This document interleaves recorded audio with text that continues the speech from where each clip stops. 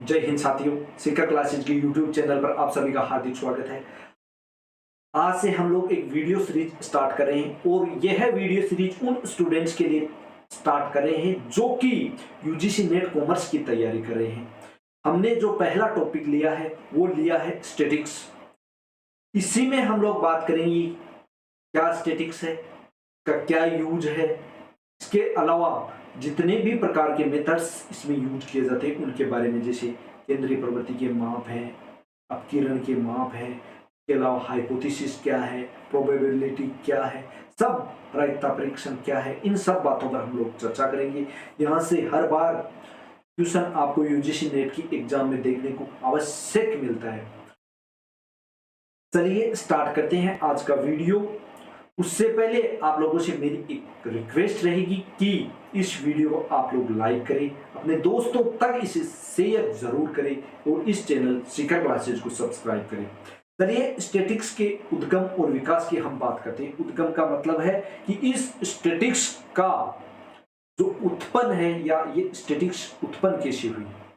चलिए बात करते हैं। तो जो अंग्रेजी भाषा का स्टैटिक्स है, इसकी उत्पत्ति शब्दकोश के अनुसार इटली भाषा के स्टैटिस्टा से, जर्मनी भाषा के स्टैटिक तथा लैटिन भाषा के स्टेटस से हुई है।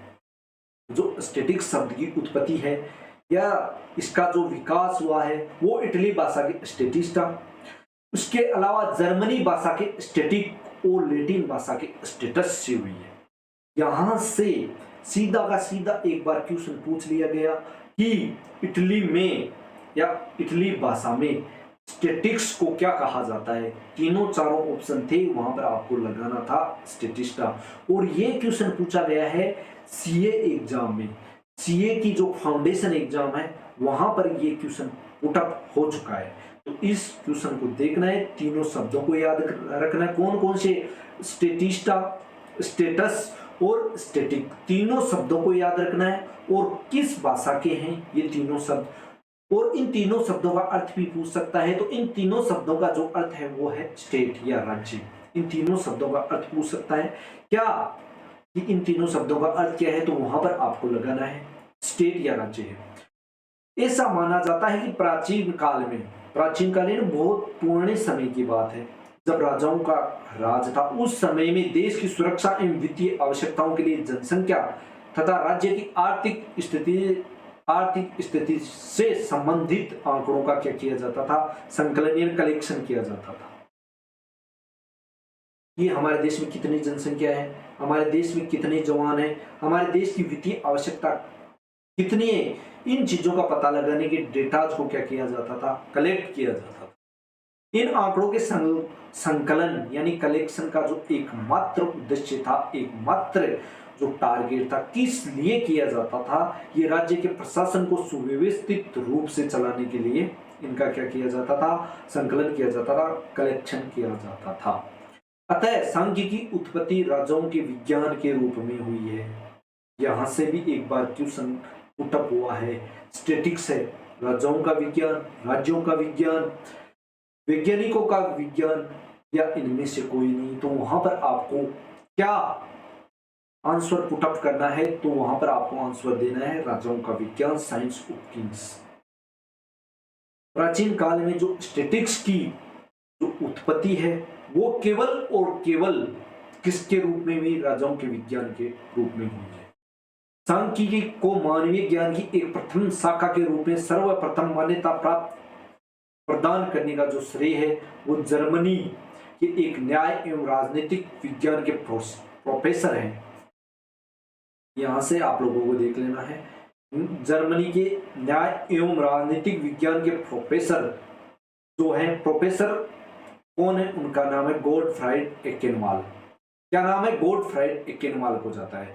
यानी इसको मानवीय ज्ञान की एक प्रथम शाखा के रूप में मान्यता दिलाने का जो श्रेय जाता है वो जाता है कहां के, जर्मनी के एक विद्वान थे, ये क्या थे, राजनीति विज्ञान के प्रोफेसर थे, जिनका नाम था, क्या नाम था उनका, गोटफ्राइड एकेनवाल।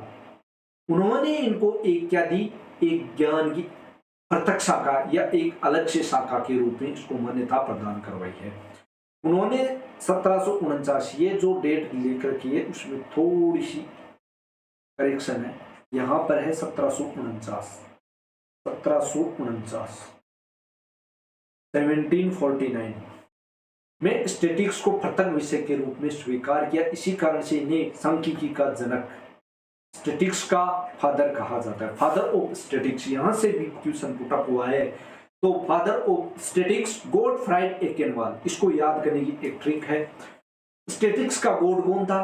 तो गॉड से आप लोगों को पता चल जाएगा, गॉटफ्राइड एकेनवाल, गॉटफ्राइड एकेनवाल। क्या ट्रिक है कि स्टैटिक्स का गॉड कौन था, जिसने स्टैटिक्स को एक पृथक शाखा के रूप में, एक ज्ञान की पृथक ब्रांच के रूप में मान्यता प्रदान करवाई?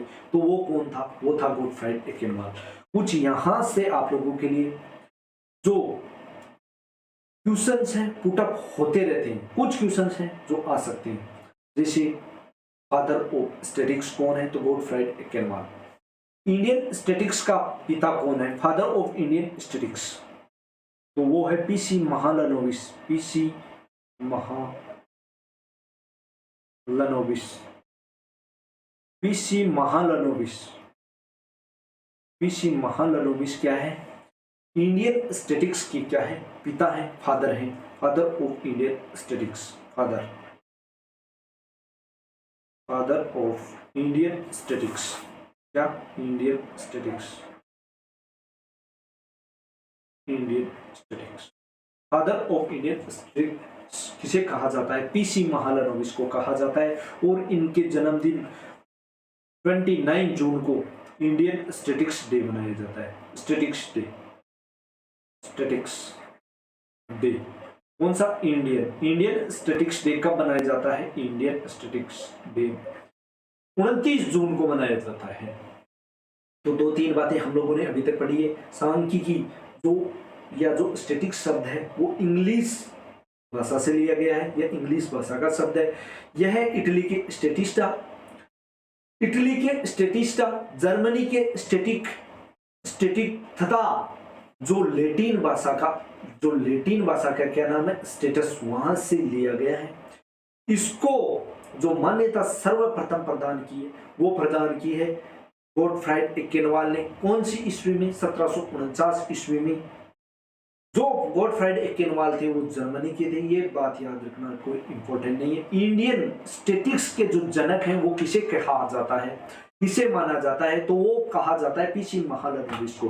पीसी महालनोबिस वही हैं जो कहां पर काम में आते हैं? हमने कहां पर पीसी महालनोबिस का नाम सुना है? 5 ईयर प्लान्स में हमने पीसी महालनोबिस का नाम सुना है। तो PC Mahalanobis father of Indian statics, और इंडियन स्टैटिक्स जो डे मनाया जाता है वो मनाया जाता है 29 जून को। ये बातें आप लोगों को याद रखनी है। अब बात करते हैं इसके मीनिंग और डेफिनेशन की। तो सांख्यिकी शब्द जो स्टैटिक्स का हिंदी अनुवाद है, हिंदी अनुवाद, सांख्यिकी जो स्टैटिक्स का हिंदी अनुवाद है। फादर कामिल बुके ने अंग्रेजी हिंदी कोश में स्टैटिक्स शब्द के 2 अर्थ दिए हैं। नाम याद रखना कोई इंपॉर्टेंट नहीं है। 2 शब्द दिए हैं, प्रथम बहुवचन के रूप में तथा द्वितीय एकवचन के रूप में। जो स्टैटिक्स है इसको हम 2 अर्थों में पढ़ते हैं, एक बहुवचन के रूप में और एक पढ़ते हैं एकवचन, बहुवचन के रूप में, बहुवचन संख्या के रूप में, तथा एक पढ़ते हैं हम क्या? एकवचन संख्या के रूप में। स्टैटिक्स 2 अर्थों में पढ़ी जाती है। इसकी जो परिभाषा है वो 2 अर्थों में दी जाती है, और वो क्या है? एक तो होती है बहुवचन के रूप में और एक होती है एकवचन के रूप में। चलिए बात करते हैं, अगली हम बात करते हैं। तो अगर बहुवचन में सांख्यिकी का अर्थ या तात्पर्य जो है वो होता है स्टैटिक डेटा से, स्टैटिक डेटा से। बहुवचन में अगर स्टैटिक्स की बात करें तो प्लूरल मीनिंग में अगर हम स्टैटिक्स की बात करें तो वो क्या है? वो है डेटा। डेटा ही क्या है? स्टैटिक्स है। डेटा ही क्या है? सांख्यिकी है। डेटा ही क्या है? स्टैटिक्स है। देखिए, बहुवचन में सांख्यिकी का तात्पर्य समूहों या आंकड़ों से होता है जो किसी भी क्षेत्र से संबंधित संख्यात्मक विवरण है, संख्यात्मक विवरण है। डेटा क्या है? किसी भी अनुसंधान क्षेत्र से संबंधित संख्यात्मक विवरण को डेटा कहा जाता है। उसमें कुछ विशेषताएं होनी चाहिए, तभी उसे डेटा कहा जाएगा। वो बातें हम लोग बाद में करेंगे। क्या होनी चाहिए? जैसे सजातीयता होनी चाहिए, वो एक ही जाति से संबंधित होने चाहिए, उसमें तुलनीयता होनी चाहिए, यानी उनकी क्या की जा सके, आपस में तुलना की जा सके। सजातीयता, तुलनीयता, ये दो गुण तो उनमें इंपॉर्टेंट है, और उनको मात्रात्मकता का भी एक गुण होना चाहिए, यानी उसको मात्रा के रूप में हम व्यक्त कर सके। इस प्रकार से क्या होने चाहिए हमारे डेटाज। अगर उनमें किसी भी डेटा में ये तीन गुण पाए जाएंगे तो उसे क्या कहेंगे? उसको कहेंगे आंकड़े, स्टैटिक्स उसको कहेंगे। तो बहुवचन के रूप में स्टैटिक्स से तात्पर्य क्या है? डेटा है। जैसे जनसंख्या के समंग का मतलब होता है डेटा, और जनसंख्या यानी पॉपुलेशन। राष्ट्रीय आय यानी नेशनल इनकम के जो डेटाज हैं, मूल्य स्तर के समंग है, अपराध संबंधी आंकड़े इत्यादि। जैसे यूजीसी नेट में फॉर्म भरे गए फॉर्मों की संख्या है, वो भी एक प्रकार का डेटा है। वो जो यूजीसी नेट की तैयारी कर रहा है उन विद्यार्थियों के लिए इंपॉर्टेंट है, तो वो भी क्या है? एक डेटा है। एक वचन के रूप में सांख्यिकी का अर्थ होता है सांख्यिकी विज्ञान से। हमने देखा बहुवचन में सांख्यिकी से तात्पर्य क्या है, या सांख्यिकी क्या है? डेटा को ही सांख्यिकी कहा है। और अगर एक वचन में हम बात करें तो जिसमें समंकों के संग्रह, विश्लेषण और निवर्चन से संबंधित क्रियाओं अर्थात सांख्यिकी विधियों का अध्ययन किया जाता है। एक वचन में सांख्यिकी या स्टैटिस्टिक्स क्या है? इस प्रकार की विज्ञान है जिसमें समंकों के संग्रह यानी कलेक्शन, उसके बाद में उनका विश्लेषण, एनालाइज और निवर्चन यानी इंटरप्रिटेशन ऑफ डेटाज से संबंधित क्रियाओं का क्या किया जाता है? अध्ययन किया जाता है। ये विधियां पढ़ी जाती है कि किस प्रकार से डेटा का कलेक्शन करें, किस प्रकार के उनको एनालाइज करें और किस प्रकार से इंटरप्रेट करें।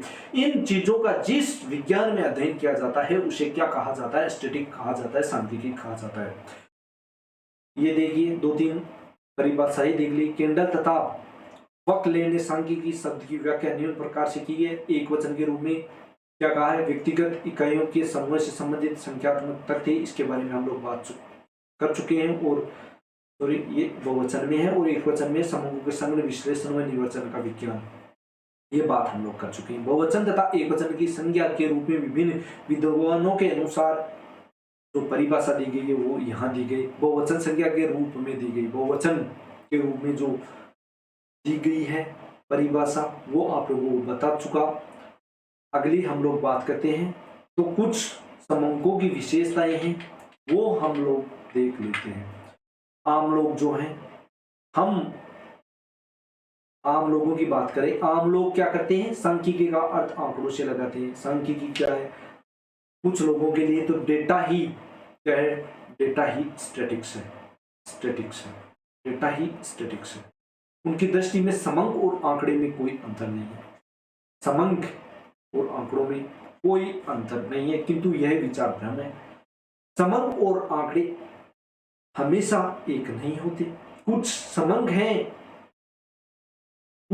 हैं जो स्टैटिक्स में यूज होते हैं, कुछ आंकड़े हैं जो स्टैटिक्स में यूज नहीं होते। उस पर हम लोग आगे बात करते हैं। सभी आंकड़े समंक नहीं होते, सभी जो समंक है वो आंकड़े नहीं हो सकते, ये मैंने आपको पहले भी बता दिया है। केवल वही आंकड़े जो कुछ विशेष गुण रखते हैं वो समंक कहलाते हैं। और वो गुण क्या है? समंकों के रूप में सांख्यिकी की कुछ प्रमुख परिभाषाएं निम्न है। समंकों के रूप में सांख्यिकी की जो कुछ परिभाषाएं हैं वो निम्न है। और वो विशेषताएं देखिए, यहाँ पर कुछ विशेष गुण है। विशेष गुण की हम लोग बात कर रहे हैं तो वो विशेष गुण क्या है मैं बता चुका हूँ। उससे जातीयता होनी चाहिए, उनमें तुलनीयता होनी चाहिए, और उनमें क्या होनी चाहिए? मात्रात्मकता होनी चाहिए। तभी वो जो आंकड़े हैं वो समंक बनेंगे। और इसी पर आधारित कुछ हम परिभाषाओं की बात कर लेते हैं। परिभाषाएं आप लोगों को याद रखने की आवश्यकता नहीं है, पहले बता चुका। समंक किसी अनुसंधान या रिसर्च के किसी विभाग में तथ्यों की का संख्या के रूप में प्रकटीकरण है, जिन्हें एक दूसरे से संबंधित रूप में प्रकट किया जाता है। समंक क्या है? किसी अनुसंधान या रिसर्च से संबंधित या रिसर्च के किसी विभाग से संबंधित जो डेटाज हैं उनका क्या है? कलेक्शन है, क्या है? प्रकटीकरण है। और जिन्हें एक दूसरे से क्या किया जा सकता है, को रिलेट किया जा सकता है, जिन्हें एक दूसरे से क्या किया जा सकता है, संबंधित बताया जा सकता है। ये दी है बाउले ने। अगली है समंक के किसी भी राज्य के निवासियों की स्थिति से संबंधित वर्गीकृत तथ्य हैं जो विशेष रूप से वे तथ्य जिन्हें संख्याओं की तालिका या टेबल में या किसी सारणी ने भी तालिका और सारणी का एक ही अर्थ है टेबल में वर्गीकृत व्यवस्था में प्रस्तुत किया जा सकता है। वर्गीकरण का मतलब होता है क्लासिफिकेशन।